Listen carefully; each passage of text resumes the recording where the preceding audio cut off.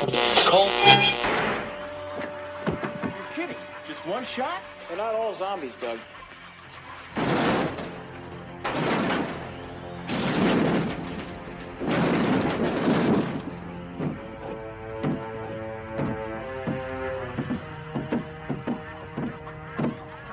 How do you fight this thing? Maybe we could drown it in A1 sauce. Well, sometimes that is better. The person you put up there ain't the person that comes back. It's a dance song to get down with. About 6 feet under. Get there. Ooh, I love this song.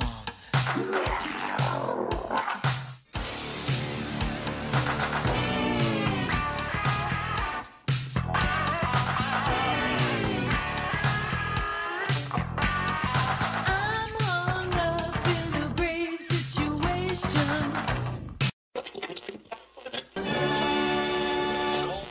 And now we come to the thrilling final episode of our radio drama. Hello and welcome to episode 169 of the Rotten Views podcast. Thank you for showing up to this episode of the podcast. It should be a fun one. I say should be a fun one because I haven't watched this episode before, or this movie I should say. It's been a long day. I've been taking care of my daughter who's been sick all day, and the cat's sick as well. So it's been a long day, so I'm probably going to mess up my words. It's 11 o'clock at night right now. I've been up since 5 a.m. Because I assumed I was going to work, but you know, sometimes you just gotta do the dad thing, stay home with your kid, take care of them, and yeah. So we're hopefully going to get this episode out and done. So hopefully she'll stay asleep long enough tonight for me to actually finish this recording and not wake up mid-recording. If she does, she does. I want to do this recording actually during the day when she was napping, but you know, being daytime, living in an apartment building near a street and such, my dog likes to bark at everything.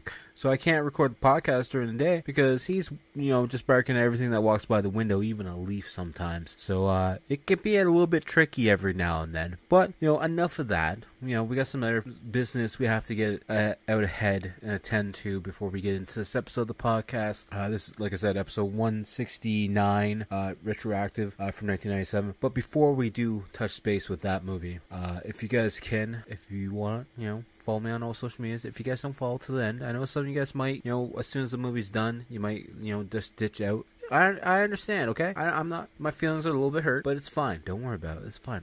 We're all friends here, okay? But yeah, if you can follow me on all social medias, at Typhon Sun, all the links will be down below. But the main thing that we're pushing is that YouTube channel. It's growing more and more each day, and I appreciate everyone for showing up to it, for hitting the share button, hit the like button. So if you could hit that subscribe button, turn on the bell notifications, I would like that a lot. That'd be a nice little Christmas present for myself. I appreciate it, because we're still aiming for that 1,000 subs, and then we're gonna give away some free artwork. So just so you guys know, you know, sub it, share it with your friends, your coworkers, family members, your enemies, whoever, wherever, anywhere. You know, just, you know, hit that share button so we can get that 1,000 and get some free artwork out to, you know, a lucky winner or two. But if you also want, you can follow me on TikTok, Threads, Instagram, Facebook, Twitter, X, whatever you want to call it. I know some people don't want to call it X. X is a silly name. But if this is your first episode here, I appreciate you guys for showing up. And I know they're always going to be like this. They're always going to be a little bit all over the place. That's just how we run this ship. This sinking ship some days. We're running on 4 hours of sleep. I'm going to be honest with you guys. So we're going to try and get through this podcast. Try and get through this movie. I'm sure it's going to be a fun one. We got another cup of coffee in our Simpson mug. Yeah, I know I said it's 11 o'clock at night. It's fine. Coffee doesn't really affect me that much. I don't feel like it affects me. But I'm planning to stay up to like 1 or so just so I can get this done and hopefully get another piece of artwork done. So definitely go check out all the artwork on the Instagram page and the Facebook page, and like I said, it's on the YouTube page as well. The shorts, the weekly gaming video every Wednesday, and older episodes of the podcast. We also have some live streams over there as well, and on Twitch every now and then. So, but you know, now that that stuff is all out of the way, let's get into the movie at hand.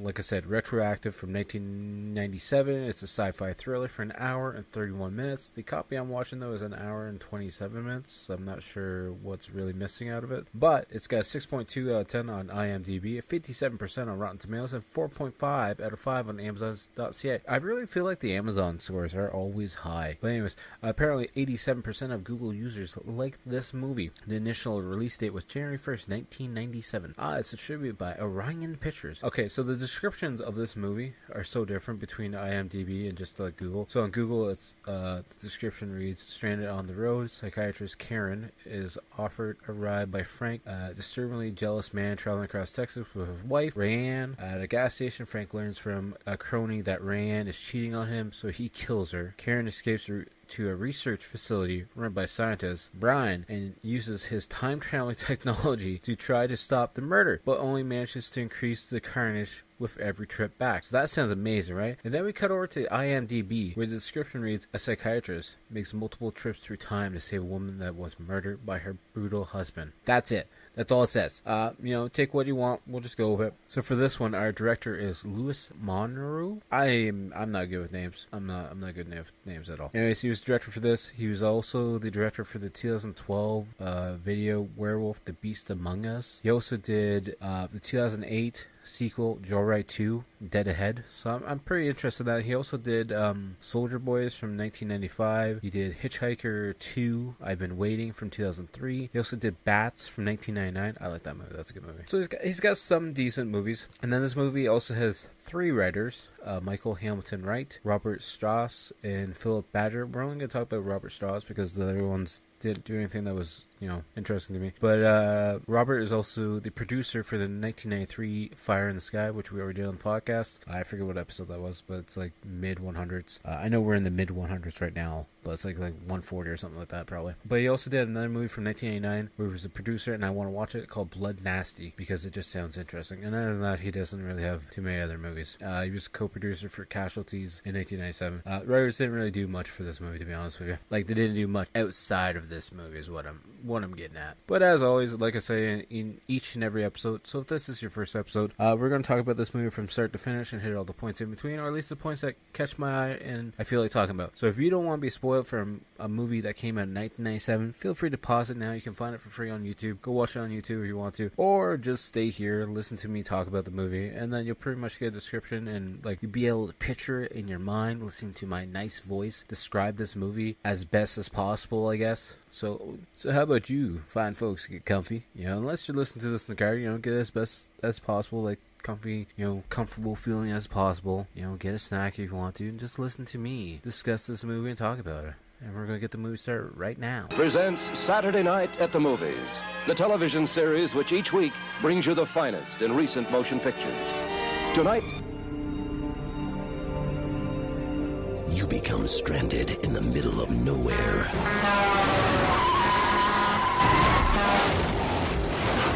Got a little car trouble there, huh, honey? You're a witness to a murder. He's gonna kill me!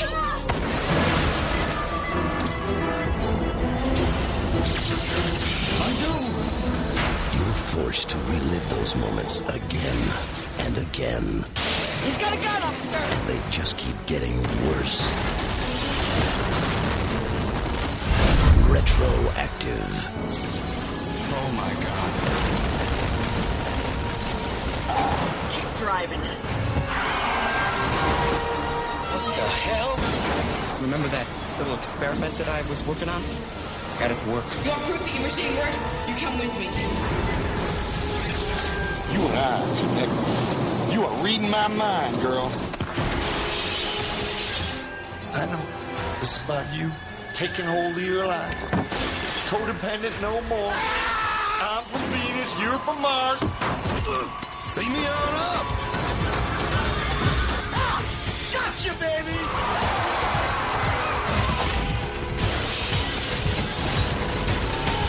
That machine has got to be destroyed.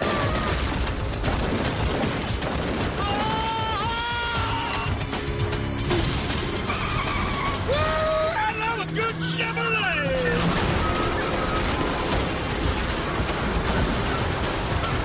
James Belushi, Kylie Travis, and Frank Whaley.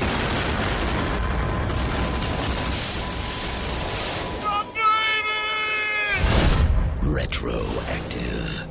She killed my wife! She kicked me! She's trying to kill me! She's a psycho hitchhiker! Help me! Like I mentioned, the movie's distributed by Orion, so we have that nice Orion pictures come up in the beginning of the movie, which I love Orion movies. I just think they're great. You know, they're nothing like superb, but you know, it's a nice 90s, 80s movie if it has the Orion picture coming out at the beginning of it. We get the intro credits coming in. We have this music starting to pick up the pace a little bit, and the retroactive basic font tile pops up, and we see some lightning happening. But before that, we also see a very orange sky, and I believe it's going to be a sunrise. It could be the sun going down, for all I know. But everything's just orange. And then we have a Ford Bronco just pulling up to the Super Collider, U.S. government, facility. And then we see Frank Whaley, who's playing Brian. He's typing in his PIN code, making his way into the facility because, he's the scientist who apparently has the time machine technology, according to the description. Anyways, he's putting a rat into this obstacle course, essentially. Probably to do some kind of test on him of some sort. We see the rat going through the maze, and where at the end of the maze there's a rat trap and the piece of cheese on it. And we just see Brian, and you just hear the cracking sound. He's like, ooh, yeah, that one's not too smart. That one didn't make it. And then we see him talking to a camera, and apparently this rat is the retroactive experiment number 12, and everyone before that has failed as well. And with him talking to the camera, we find out that the Pentagon is going to be shutting down this facility in this experiment come Monday if he doesn't do something about it and, get a rat to actually, I guess go through the maze properly. But then we also see him putting the dead body of the rat, so that's in a case, of course, on top of this other machine, which is, I'm assuming, the time machine, because everything starts to spark as he starts to, typing on his computer. He's looking a little confused as everything starts to, shake a little bit and starts to spark. But then we get a close-up of the rat, and we see the camera starting to spin, and it looks like it's going to go through a time portal. Then everything stops shaking, and then we see him opening up a container again. He's pulling out a rat again and putting it through the same course, and then he goes to put a tape in the camera to record it, and then he's confused because he pulls the tape out. He's like, I wonder how that tape got in there. And then the TV pops on, and it's a recording of him talking to the camera, and he's looking at the TV all confused, being like, when did I record that? So he's doing this experiment with the rats to try and get through the course and trying to make them survive, but at the same time he also has a time machine that's working, and he's confused that he has a time machine that's working, even though it seems like he doesn't know he has a time machine that works. Does that make sense? And now he's all shocked because he's like, I actually did, because in the recording he's talking about how if he can turn back time, he's not going to have any memory of such things happening. So he's like, oh, I did it. I actually did it. I'm a genius. And then we cut through the desert. We're having a pan shot as we're just rolling through the desert. We see what might be a Cadillac just bumping through on this old dirt road, and then we see this big old transport coming through, and it's parking at, I don't even know where it's parking. It just looks like it's parking on the side of the road, and the guy gets out and starts opening up the trailer, and then we see the Cadillac coming down the road towards him. Then we have the trucker in the back of the trailer taking all these little computer chips by the looks of it, out of these containers, and putting them in a bag. And then the guy gets out of the Cadillac and gets up on the trailer, and we find out it's Jim Belushi playing the character Frank. And so he's got kind of like a little southern accent to him, which I've never heard him have before. And then Frank's all excited. He's like, oh, wow, I've never seen these before. This get some pretty money. So he takes the bag, and then the trucker pulls the gun out. And he's like, where's my money? And then Frank's like, well, how am I supposed to give you the money if I don't have the money yet, because I got to go sell these so I can get the money, therefore give you the money and make you rich. And the trucker's still putting the gun on him. He's like, I need my money in 30 minutes. I mean it. 30 minutes or I'm going to shoot you in the head. Also, Jim Belushi in this movie has the Elvis sideburns going on as well. So I'm assuming he's trying to be Elvis and driving like the Elvis-style Cadillac as well. And then we see this other girl driving a convertible down the road, and she's looking down at paper, and it looks like it's maybe a wanted picture of her. And then she's having these flashbacks of like the SWAT teams chasing after her, there's helicopters chasing after her, then there's a bunch of explosions happening all over the place, and then the transport's driving towards her because she's on the wrong side of the road. It's honking its horn. She finally comes back, into reality and figures out what she's doing, drives off the road and just crashes through a sign. And of course her car's smoking now, and she's all pissed off because it won't run. So she does the typical, I'm gonna kick the tire because it's a piece of shit. It's your own fault for, not paying attention and almost running headfirst into a transport. And then, of course, she goes to wave a car down, and it kind of swerves past her. And she's like, thanks a lot, pal. And then it backs up, and, of course, it's Frank and his Cadillac. Frank also has his wife with him the whole time as well, Rayanne, played by Sharon Worry. And the girl on the side of the road is, I'm assuming, Karen, played by Kylie Travis. I don't know that person at all. I don't know the other one either. But, yeah, she's like, my car broke down. He's like, yeah, sure does look like your car's broken. He's like, just get my car. I got a buddy up the road about a mile that has a tow truck. I'll go get you some help. So then Karen gets the car. She's like, so how far up the road? He's like, I don't know, man. 5-10 miles. Actually, who knows? It's Texas. I guess that's supposed to be like an everything's bigger in Texas, so we don't actually know how far we're driving type deal. I don't know. Also, we see them driving down the road in the Cadillac, and this Cadillac has so much smoke coming out of the exhaust. I'm not sure if it's supposed to be like they're kicking up dust off the road, but it clearly looks like it's got some kind of issues because it's just a big puff of smoke coming behind it. And then Frank's telling this joke about, or a story about work around the water cooler, and he's like, "Well, somebody just asked me what they think," and we just see, Rayanne, his wife, being like, "I don't know, Frank, what did they say?" She has no enthusiasm at all to talk to Frank about what happens at work with his other female coworkers. And that's where in the car we find out that apparently Karen doesn't like country music that much. And he's like, "What, you're not American?" And then she's like, "No, I'm a shrink." And he's like, "Oh, well, I got a case for you. This one over here, a little bit loopy," going towards his wife. Because, you're a nice guy, Frank. Very good guy, Frank. And then as they're driving down the road, out of nowhere, just a cop car comes up, sirens blaring, and be like, "God damn it, where the hell did he come from? He just popped out there of nowhere. I can't handle this. I already got 3 tickets. My insurance is going to be through the roof." Then the cop gets out of the car, and then Frank gets right out of the car. He's like, "Hey, what are you doing? I didn't tell you to get out of the car. Show me your hands." He's like, "Well, I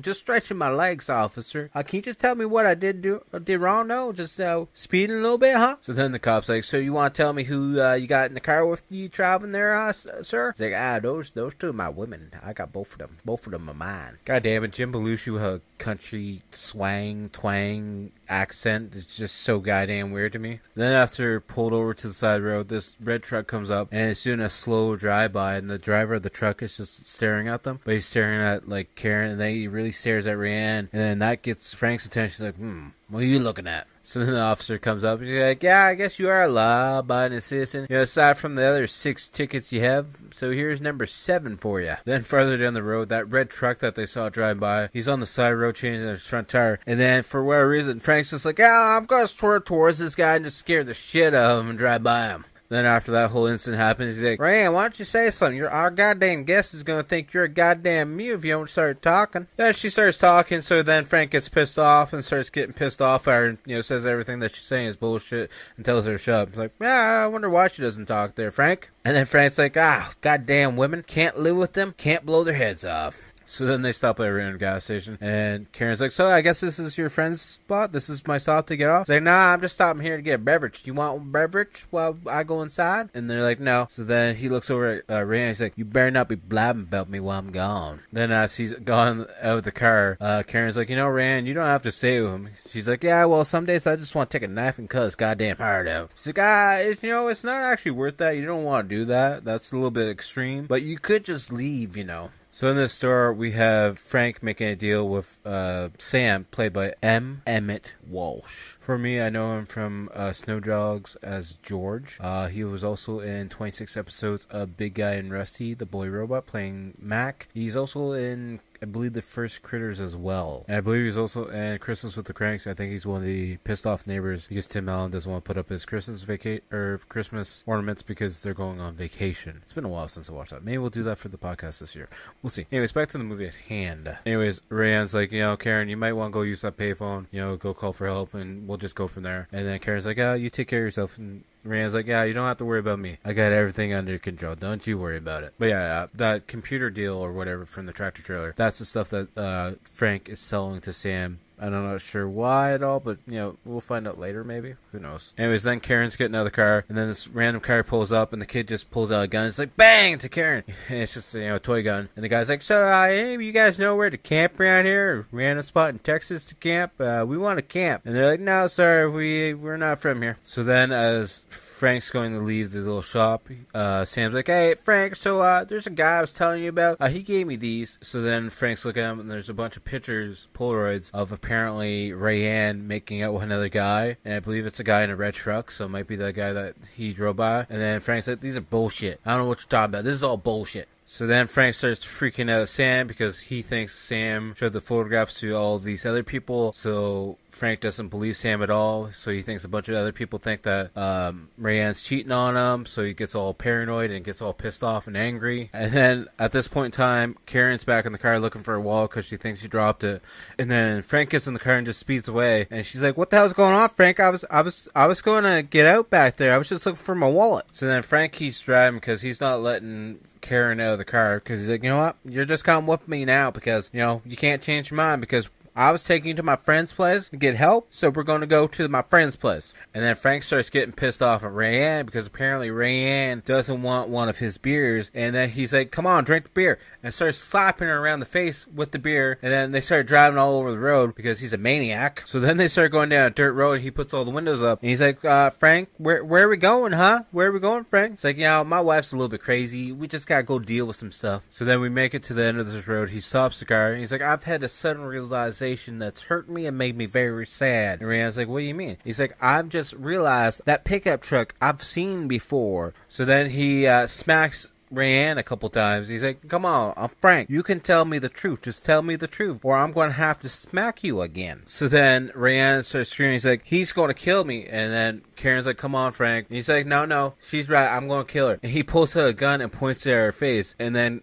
Karen's trying to, defuse the whole situation. Needless to say, though, Karen's not too good at defusing the situation because Frank shoots Rayanne in the face and then she starts fighting with him and he shoots out the other window. So then Karen escapes out the car through the two busted out windows because the first gunshot blew out, Rayanne's head and the window behind it. And then he goes to grab her, Karen, as she's leaving. So then Karen kicks the door shut and it, crushes his hand for a second. So then we're running through the desert as Frank is shooting at Karen and she comes up to the science lab fence. Needless to say, Karen has to climb up this wire fence with barbed wire on the top as Frank's shooting at her and has a really horrible aim because he's missing every single shot. Of course, we see her walking through. She runs past that Ford Bronco. We see a big giant sign that says Texas Acceleration Project, and she makes it to the security door where she's banging on the door. We see the cameras, watching her, and we see Brian inside.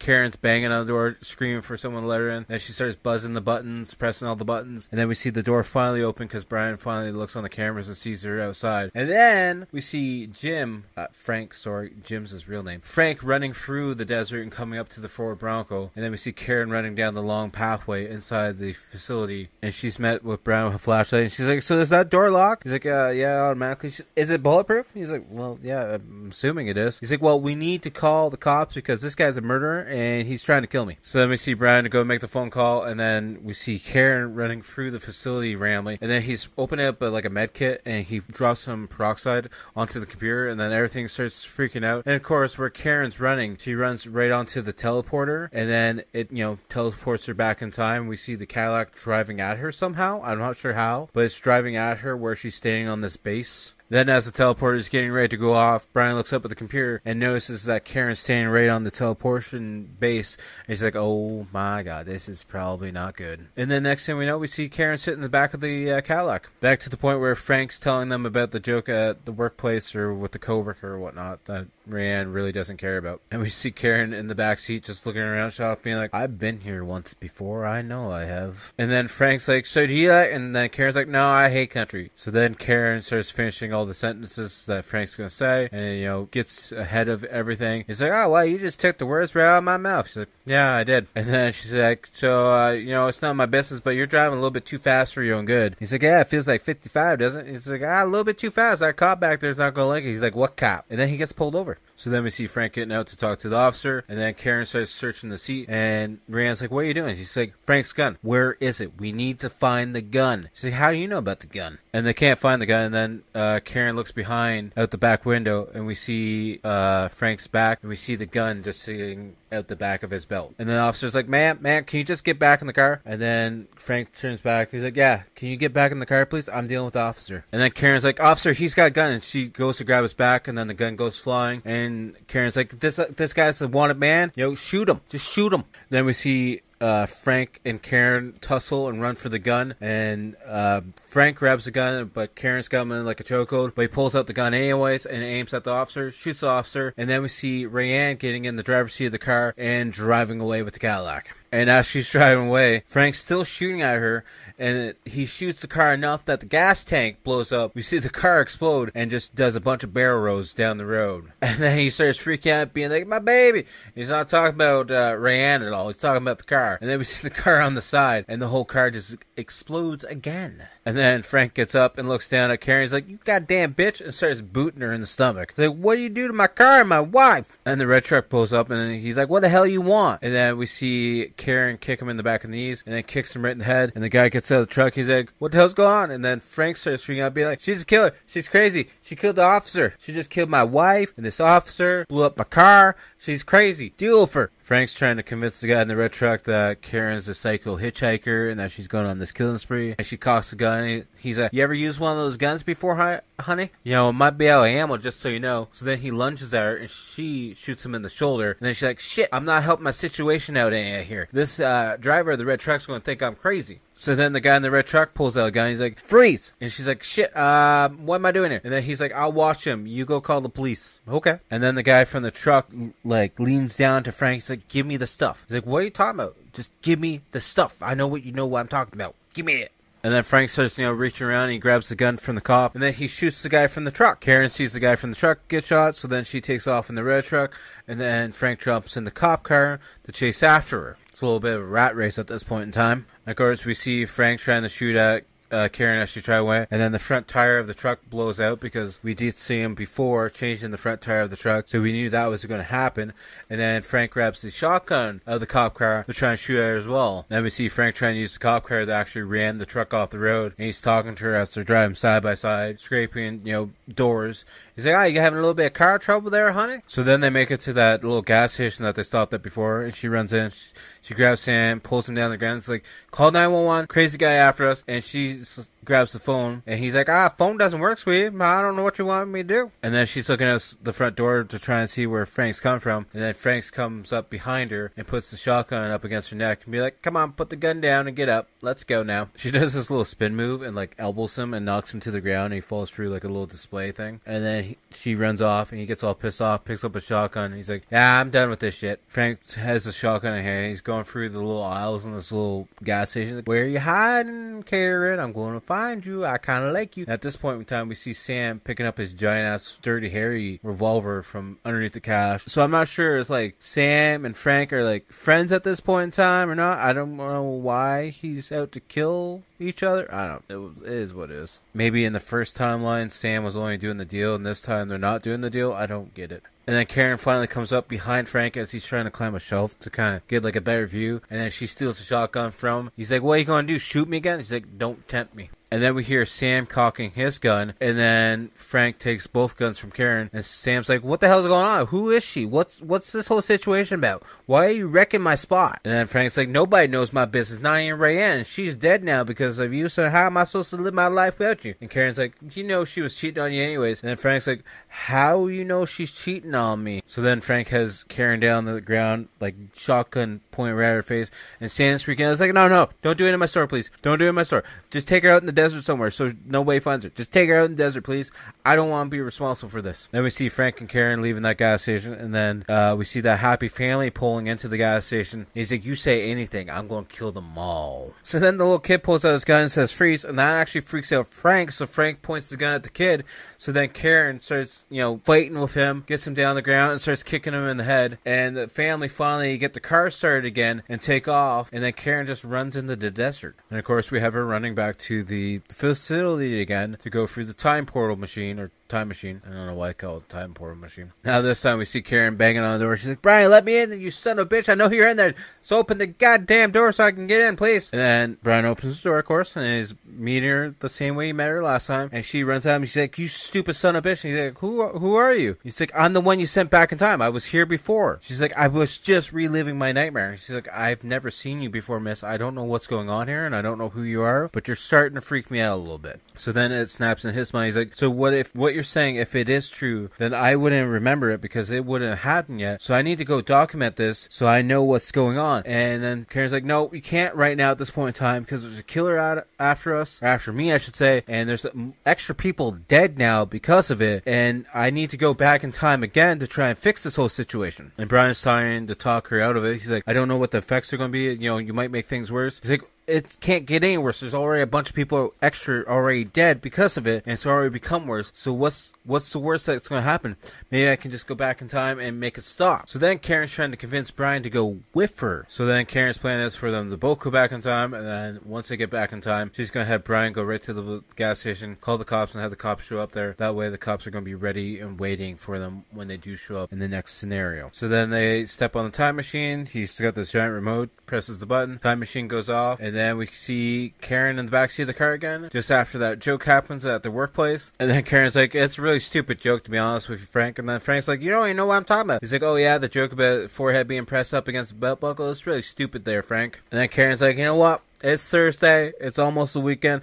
I'm ready to cut loose, if you know what I mean, right? He's like, well, what about your car, though? He's like, I'm not worried about your car. I like your car better, though, Frank. So, why don't we go cut loose together? So then Karen's trying to play the whole flirty thing and trying to get like a threesome set up. And Frank's like, oh, Rayanne, that sounds good, doesn't it? And Rayanne's like, cut it out. It's not funny. This is stupid. And then Frank's like, oh, I'm just going to stop at this station up here. I got some stuff I got to do, but it'll be fine. And then the whole time he's talking about that and driving, Karen's, reaching at the back of, his shirt and stuff, and she grabs the gun and then points it at his head, and she's got him in a chokehold. He's like, what do you want me to do? As she's choking him, she's like, you gotta slow down so the cops don't catch us, and you just need to drive 50 and let the car pass us because it's a family car, and I want them to go past us so they go past the gas station, or they're out of the gas station by the time we get there. Oh, it actually wasn't the family car yet. It was actually just the cop car getting ready to pass. Cop car shows up beside him, and he's looking over at him, at Frank as he's driving with a donut in his mouth. He's like, hi, officer. How's it going? Doing good, huh, officer? And then Karen's like, don't tempt me, Frank. I'm going to shoot you right in the head. I don't care, Frank. And then she looks over at Rayanne. She's like, you know what? Maybe I will just kill you. That way it solves everything with Rayanne, and everything can be, just a happy little life now. And then as she's got the gun pointed at Frank's, throat, we see the red pickup truck come up and passing them, and they're, making eye contact at each other, and Rayanne just looks over at the truck driver and then looks down and be like, oh, no, I don't see you. And then Frank notices that Rayanne and the truck driver make contact, like eye contact with each other. So then Frank, stomps on the brake pedal and makes Karen fly forward a little bit, and she drops her gun. And then Rayanne picks up the gun and she's pointing it at Frank, but she's shaking a mile a minute. And then Karen's like, Rayanne, you gotta calm down. Frank's gonna kill you. And he's like, yeah, I will kill you. And then they have a shut-up contest with each other between Rayanne and Frank. Then Rayanne goes to shoot Frank, misses him, shoots him here, and that pisses off Frank. So then there's a struggle in the car, and then the passenger door opens up. And I believe Rayanne's trying to escape out the door, but then Frank just shoots her, and we see her stumbling out of the car. And then we see the red truck stop on the side of the road, because I'm assuming it's tire flat now. And he looks down the road, and we just see the Cadillac going back and forth, because we have Karen fighting with Frank inside the Cadillac now. And then Rayanne bites Frank in the wrist so he would drop the gun. And then Frank gets out of the car and runs screaming at the truck driver, being like, help me, psycho bitch just bit me in the hand. And then Frank's like, this psycho bitch just killed my wife. And then the truck driver knows the wife's name, and he's like, yeah. And then Frank elbows the guy in the face. He's like, I'll deal with you later, don't worry about it. So then Frank jumps into that guy's truck and drives away as Karen's shooting the back window out. And then the truck driver gives up. He's like, I didn't do anything, I promise, don't leave me here though, please. And then we have Karen and the truck driver inside the Cadillac chasing down Frank, who's driving the red truck, and the guy's like, he's too far ahead, we're not gonna be able to catch up. And Karen's like, well, have you checked the tires lately? And then the tire blows, and he's like, how'd you know that was going to happen? And then apparently at some point in time, Frank has enough gap between the two of them that they don't see him running away from the truck, and they get to the gas station, and he's like, Frank's somewhere inside that gas station with a gun probably. So then we see Karen with the gun in hand, and she's being all stealthy and sneaking up to the gas station. She jumps into the gas station, like through the front door, of course, nothing stealthy in that moment at all, and she grabs Sam by the back of the head and puts the gun up at his throat. He's like, so where's Frank? Where's the son of a bitch?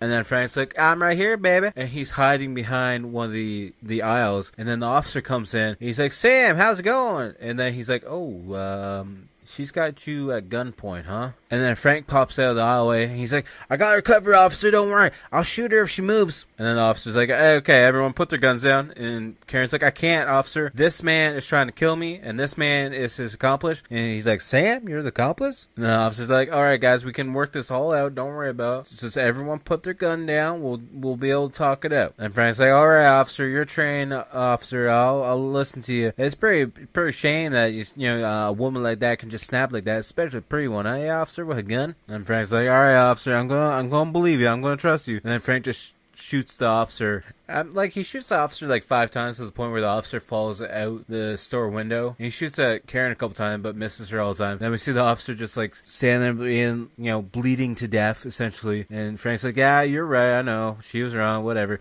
And he like boot kicks the officer through the glass for the final shot. And we see the truck driver outside. He's like, you bastard, you killed her. He's like, yeah, well, she always did like self with the border. So then the trucker's looking down at the officer's gun. And Frank's like, yeah, go ahead, try and get it. I'll shoot you. Go ahead, try and get it. So then the guy goes to make the move for the officer's gun. He gets shot twice, and then Karen comes out from behind and starts shooting at Frank. I think she hits him once or twice, and then he kind of like ducks behind all the cans that are on the shelf. And then Karen runs out of the store and starts running through the desert. And then we see Frank and Sam coming out of the gas station. He's like, wait, what are we going to do? And Frank's like, Sam, you chase after her on foot. I'm going to take the officer's car. So then we see Karen on the road, and she stops that family car and hops in the back of the station wagon. She's like, just drive, get anywhere away from here. And then we see Frank pulling in front of them with the police car. He's like, well, that's an officer. We can't stop for him. We got to stop for him. He's an officer. He's like, no, you don't want to stop for him. He's crazy. He's going to try and kill us. And we see Frank going crazy inside the cop car. He's like, you guys are breaking the law. You're on the wrong side of the road. Let's play some bumper cars, though. Then we see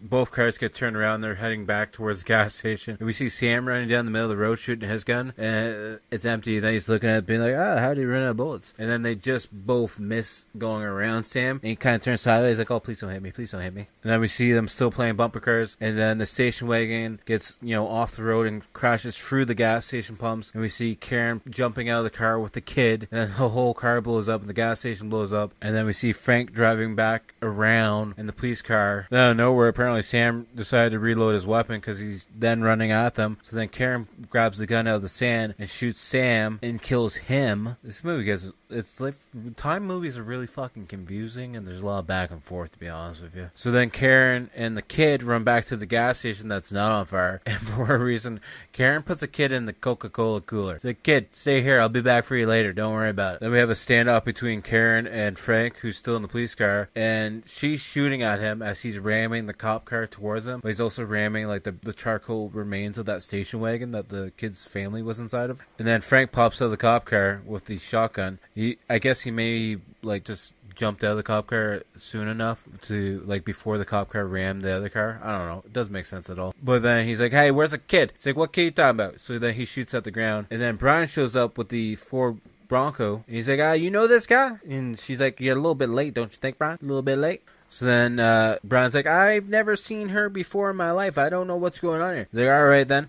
So we're going to get in your vehicle then. We're going to go to the Mexico border. And then Brian's like, there's another way we can do this kind of thing. You know that little sci-fi experiment I've been working on? He's like, yeah, I remember the little sci-fi experiment. And he's like, well, I got it. We can use that experiment and you can get away clean. Everything will be fine. And then Frank's like, it's bullshit. He's like, no, trust me, it's going to work. We've already done it once because I've done it with her. He's like, you son of a bitch. And then Karen's like, yeah, that's how I know about everything there, Frank. Yeah, I've been back in time a couple times now. And then Frank starts questioning her about how she knows anything about him. So yeah, Frank, you always stop here. You always get a package from Sam, and then you always get some Australian beer because it reminds you of your parents, or your dad at least. And he's like, you're just guessing there, lady. And then Frank's like, all right, come on, let's go to that little experiment, and you can beam me up then. He's like, but first, I gotta grab the kid out of the Coca-Cola cooler by his hair. So then we have everyone back at the science lab, and they're walking through. And then Karen's like, so why didn't you call the cops, or dum-dum? He's like, I did call the cops. I thought we were crazy, though, so I don't know what you want me to tell you. And then as they're walking down the long hallway, they hit a button, and Karen and Brian run off as Frank is holding the kid hostage. And they just leave the kid. He's like, all right, fine, screw it.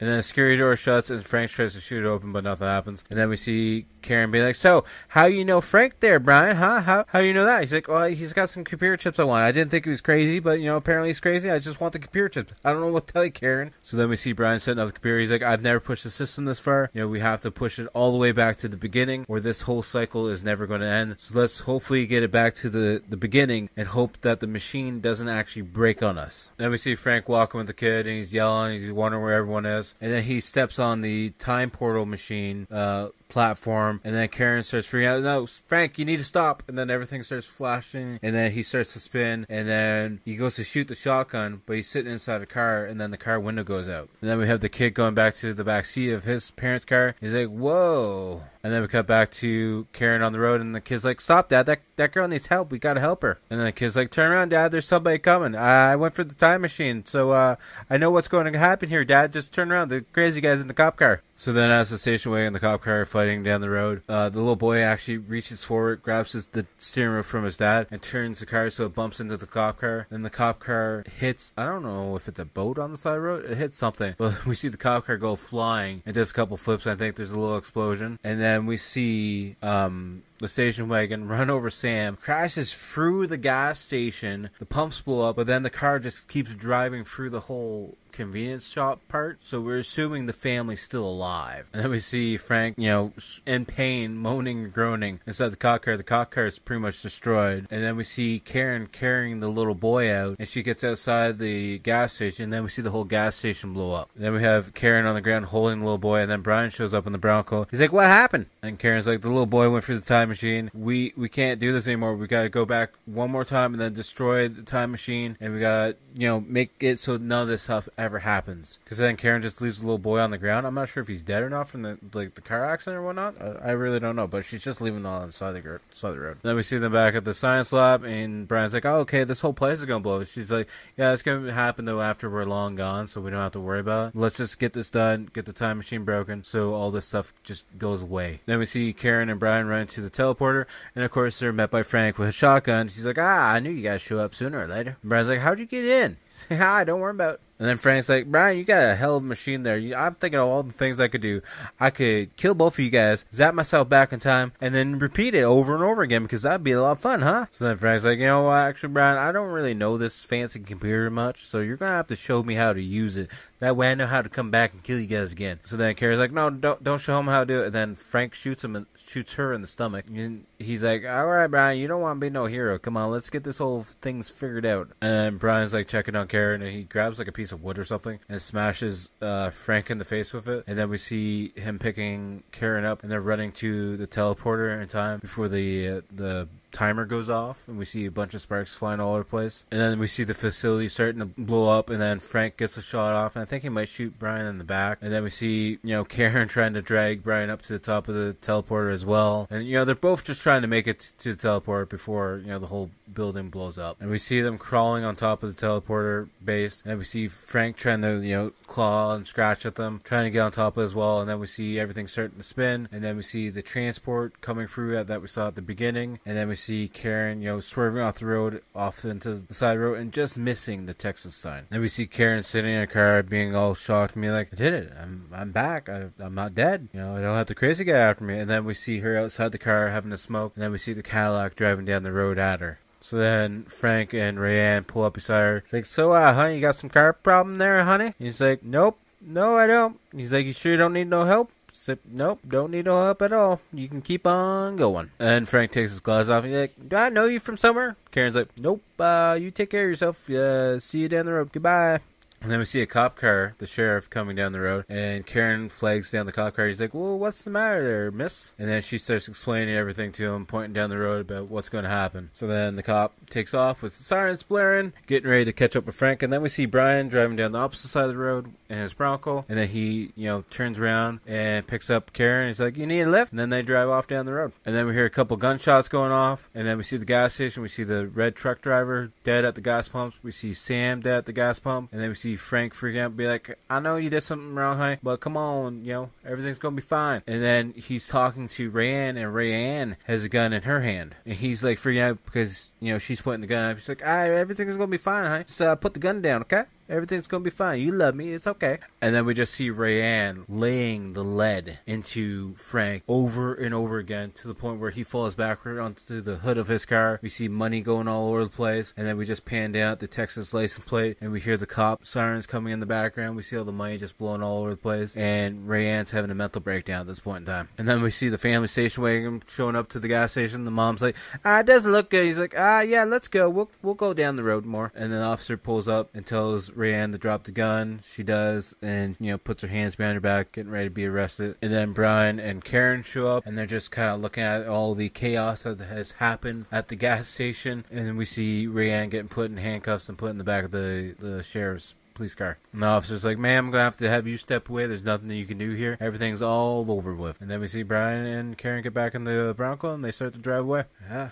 The movie's over, credits are rolling, and it's a unique movie. It's definitely different. I feel like the reason why I feel like this movie is so different is because Jim Belushi playing this serious, more serial killer kind of aspect character, where I'm used to him just being a comedy, just straight up comedy, one-liners, this and that. Nothing like this. I feel like this character that he's trying to portray is something like a Kurt Russell character from like 3,000 Miles of Graceland, or something along those lines, maybe like Bulletproof or whatnot. It's weird. It's a weird role for him to be in. I don't know any other movies that are like this. Oh, there's that Tupac movie that I did for the podcast a few months back. But even then, he's just being like a bad, dirty cop in that movie. Where this one, he's trying to have an accent and everything. Kind of weird. So on the Rotten scale for this one, I'm going to do a solid 5 out of 10. It's nothing amazing. It's probably nothing I'm going to revisit again. But, I'm glad I at least watched it once, and I can check it off on the list. Alright, so for next week, we're going to watch another movie from the late 90s, I believe 1997, and it's mainly because I want to watch a Van Damme movie. It's been a while since I've done a Van Damme movie. I don't even know, have I done a Van Damme movie on the podcast? I don't know, but this is going to be like the last action movie for a little bit, and then we're going to go back into a couple horror movies, then we'll do a couple comedies, action movies and whatnot, maybe do an animated movie, who knows. But yeah, we're going to watch from 1997, starring Mickey Rourke and Van Damme. We're going to watch Double Team. Oh, and it's also got, Dennis Rodman in it, but who knows about him, right? So yeah, it's an hour and 33 minutes, and it's an action-adventure movie. So hopefully you guys will watch that one as well. I'm sure most of you guys have already seen it, so if you haven't, definitely go check it out. You can find it for free on YouTube as well. So I'm looking forward to do that episode as well, so maybe we'll get that one out early as well, or at least record it early. I shouldn't say out early, because we're not going to do any of these episodes out early unless it's a mini episode, which, maybe because I'm a little bit ahead of time now, maybe I'll be able to get a couple of those pre-recorded and get like a couple weeks worth of mini episodes out and ready to go. But yeah, like always, make sure to check out the outro band, Toronto-based horror band Blood Opera. They got a new single out, which is going to be the song at the end of this video. Definitely go check them out. All the links are down below, but you can find them on SoundCloud, Spotify, YouTube, Facebook, Instagram, pretty much anything and everything. And as always, if you made it this far, make sure to follow me on all social medias. All the links will be down below as well, but it's at Typhonstein on pretty much everything. TikTok, Twitch, Facebook, YouTube being the main thing that we're pushing. We got the Instagram page as well, and Threads page, and the X page, Twitter, whatever you want to call it. But YouTube is being the main thing that we're focusing on. We're trying to get that 1,000 sub count, because once we do, we're going to give away some free artwork to a couple lucky winners. And we got the weekly game video coming out every Wednesday. We have short videos coming out. We have live streams. We have old episodes of the podcast going up as well. So definitely go check that stuff out. It's well worth the the free mission. So feel free to subscribe, turn on the bell notifications, maybe give a couple videos a like, couple shares, and I'll talk to you guys all later. Peace. Dead body will never be able to rest in peace again, and so the dead will rise up and take over the earth. And you've got to get to Dunwich. You must reclose those gates.